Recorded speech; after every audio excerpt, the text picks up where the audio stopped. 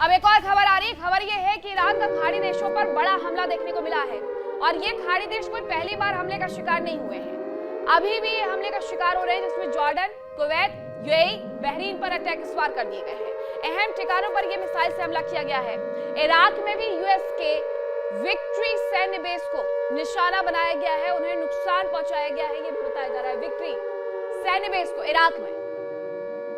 अब जरा आपको तस्वीरें दिखा देते हैं कि किस तरीके से मध्य पूर्व में ये हमले किए जा रहे हैं। और मसूद पेजेशकियान ये कहते हुए भी नजर आए थे कि अगर मिडिल ईस्ट की किसी भी कंट्री का इस्तेमाल हमारे ऊपर हमला करने के लिए किया जाएगा तो हम यही आलम रखेंगे, वहां पर हम पीछे नहीं हटेंगे। मसूद पेजेशकियान ने बहुत शुरुआत में कभी माफी मांगी थी कि मिडिल ईस्ट में कहीं पर भी किसी भी देश पर हमला नहीं करेंगे, लेकिन उन्हें आईआरजीसी ने सीधे बेइज्जत किया कि ऐसा नहीं होगा, हम हमला करेंगे। उसके बाद मसूद पेजेशकियान के सुर बदले हुए नजर आते हैं। उनका कहना था कि अगर मिडिल ईस्ट में कोई भी कंट्री अमेरिका को हमारे ऊपर हमले करने की इजाजत देता है, अपनी जगह का इस्तेमाल करने की इजाजत देता है, तो वहां पर तबाही लेकर के आएंगे। और ये तबाही वहां पर लाई जा रही है। ये कहने के लिए है कि जो अमेरिका के सैन्य बेस है हम उन्हें निशाना बना रहे हैं, उन्हें नुकसान पहुंचा रहे हैं। दरअसल ये जिस तरीके से नुकसान पहुंचा रहे हैं इराक के अंदर, जॉर्डन के अंदर, कुवैत के अंदर, यूएई के अंदर, बहरीन के अंदर, वो ये बता रहा है कि सैन्य बेस तबाह करने के बाद ये लोग बहुत ज्यादा आगे बढ़ चुके हैं। ये प्रेशर बना रहे हैं कि मिडिल ईस्ट की कोई भी कंट्री इनके खिलाफ उतर करके लड़ेगी नहीं। ऐसे में हम प्रेशर जरा बना देते हैं कि आप अमेरिका और इजराइल को कह दीजिए कि अब हम पर हमले बहुत ज्यादा हो रहे हैं तो आप पीछे हट जाइए। अमेरिका बार बार मिडिल ईस्ट की कंट्रीज से ये कहते हुए नजर आ रहा है कि हम तुम्हें सुरक्षा देंगे, और इसके लिए उसने यूक्रेन तक में जो एयर डिफेंस सिस्टम तैनात किए गए थे उन तक को मंगवा करके वहां पर इस्तेमाल करने के लिए लगवा दिया गया है। जापान में, साउथ कोरिया में, वहां पर जो एयर डिफेंस सिस्टम थे उन्हें तक हटवा दिया गया है। अब ईरान एक तरफ मिडिल ईस्ट के देशों पर भीषण हमले कर रहा है, तो ईरान के नेतृत्व ने खाड़ी देशों को चेतावनी भी दी है, और जो चेतावनी जारी की जा रही है उसकी एक तस्वीर भी आ रही है।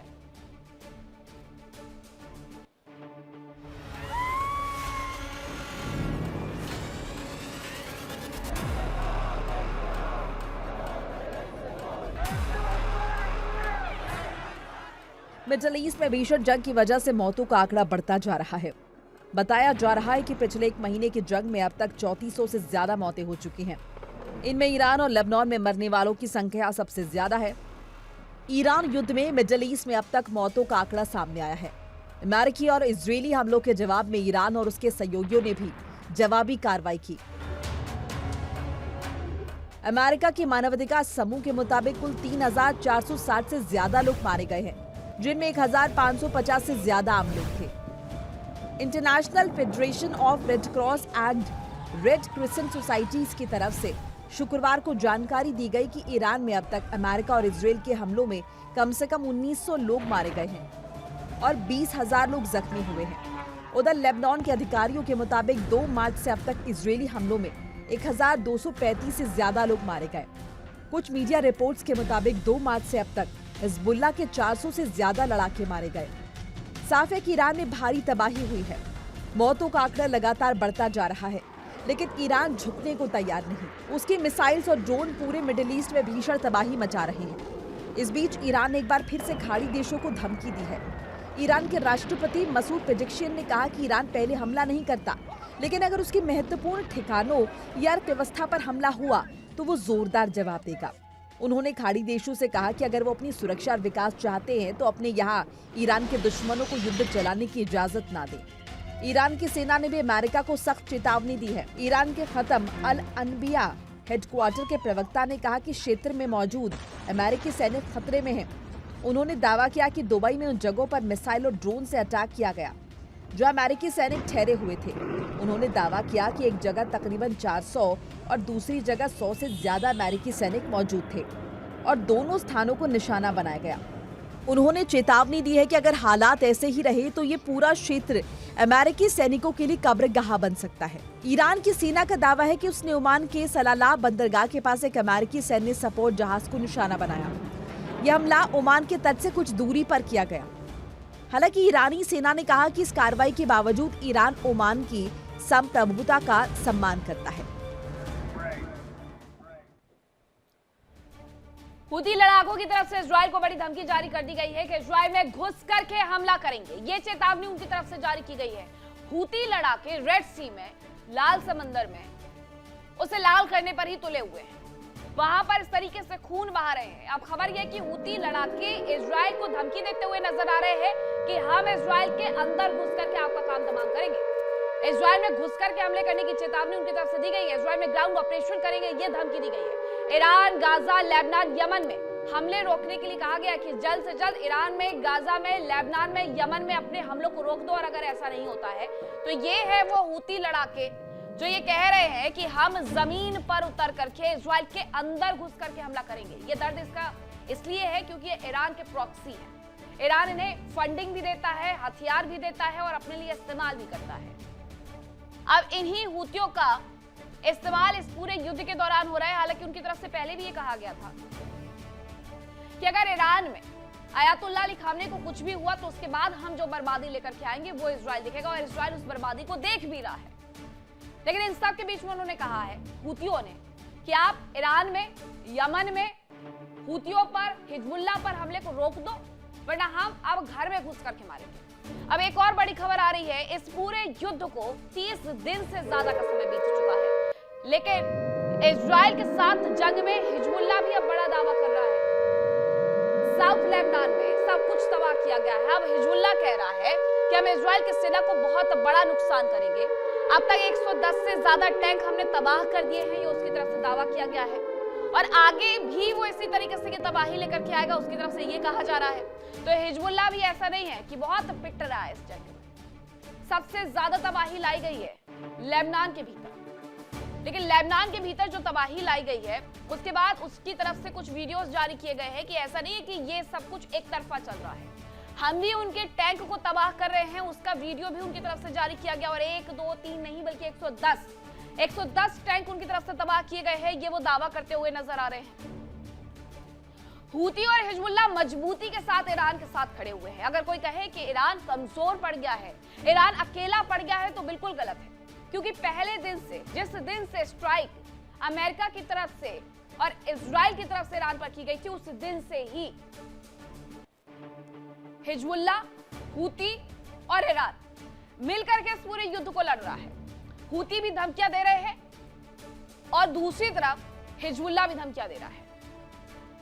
अब रिपोर्ट भी आपको दिखाते हैं और बताते हैं कि उसकी इस धमकियों का कितना असर इजराइल पर पड़ने वाला है। क्या वो अपने इस युद्ध में कदम पीछे खींचेगा?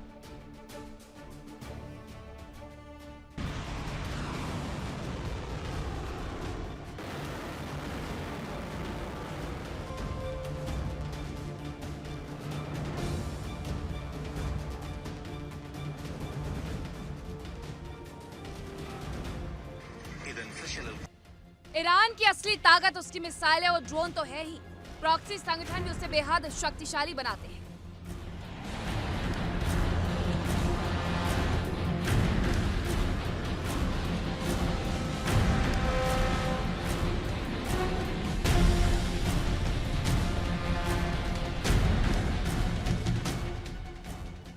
गाजा में हमास, लेबनान में हिजबुल्लाह, यमन में मौजूद हुती और इराक में कताइब समेत कई संगठनों को ईरान की सेना सपोर्ट करती है। अमेरिका, इजराइल ईरान के प्रॉक्सी नेटवर्क को खत्म करना चाहते हैं। अमेरिका की शर्तों में एक नई शर्त ईरान के प्रॉक्सी संगठनों को सहयोग खत्म करने की है। इजराइल काफी समय से प्रॉक्सी संगठनों से युद्ध में उलझा है। पिछले करीब 3 साल से गाजा में हमास से इजराइल की जंग चल रही है। हमास को खत्म करने में इजराइल ने अपनी पूरी ताकत लगा दी। गाजा के जर्रे जर्रे में बमबारी की, सुरंग नेटवर्क को ध्वस्त किया, लेकिन अभी तक इजराइल को पूरी तरह से कामयाबी नहीं मिल पाई। उधर लेबनान में मौजूद हिजबुल्लाह से भी इजरायली सेना की जंग चल रही है। हिजबुल्लाह के खात्मे के लिए इजराइल ने लेबनान को शमशान बना दिया। हिजबुल्लाह के कई शीर्ष कमांडर्स को मौत की नींद सुला दिया गया। उसके हथियारों के गोदाम नष्ट कर दिए गए, लेकिन अभी तक इजराइल को पूरी तरह से कामयाबी नहीं मिली।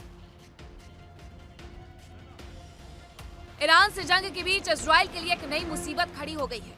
हमास और हिजबुल्लाह के अलावा अब हुती भी जंग में उतर आया है। यमन में मौजूद हुती लड़ाकों ने इजराइल पर मिसाइल्स दागी। यमन के ईरान समर्थित हूती लड़ाके औपचारिक रूप से युद्ध में उतर आए। उन्होंने इजराइल के दक्षिणी शहर बियरशेवा क्षेत्र को निशाना बनाते हुए बैलिस्टिक मिसाइल और ड्रोन से बड़े पैमाने पर हमले किए। हूती लड़ाकों ने चेतावनी दी कि हमले तब तक जारी रहेंगे जब तक इजराइल की आक्रामकता खत्म नहीं होती। इस हमले के बाद रेड सी के महत्वपूर्ण शिपिंग रूट पर खतरा फिर मंडराने लगा। हूती लड़ाकों की एंट्री के तुरंत बाद हिजबुल्लाह ने उत्तरी इजराइल पर 24 घंटे के भीतर 100 से ज्यादा हमले किए। इन हमलों में रॉकेट, ड्रोन और मिसाइलों का इस्तेमाल किया गया। हमलों का निशाना गोलान हाइट्स और हाइफा जैसे क्षेत्र बने। हालांकि इजराइल के एयर डिफेंस ने कई हमलों को नाकाम किया, लेकिन लगातार हमलों के कारण सायरन बजते रहे और हालात तनावपूर्ण बने रहे।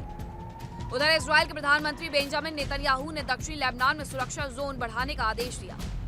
इजराइल का लक्ष्य लिटानी नदी तक नियंत्रण स्थापित करना है ताकि हिजबुल्लाह के हमलों से सुरक्षा सुनिश्चित की जा सके।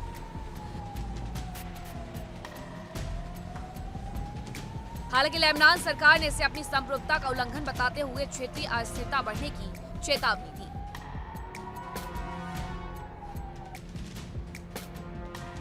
देखिए इंडिया डेली 24/7 अब आपके स्मार्ट टीवी पर। इंडिया डेली मौजूद है सभी डिजिटल प्लेटफॉर्म पर लाइव और लगातार। इंडिया डेली 24/7 हर दिन राष्ट्र को समर्पित।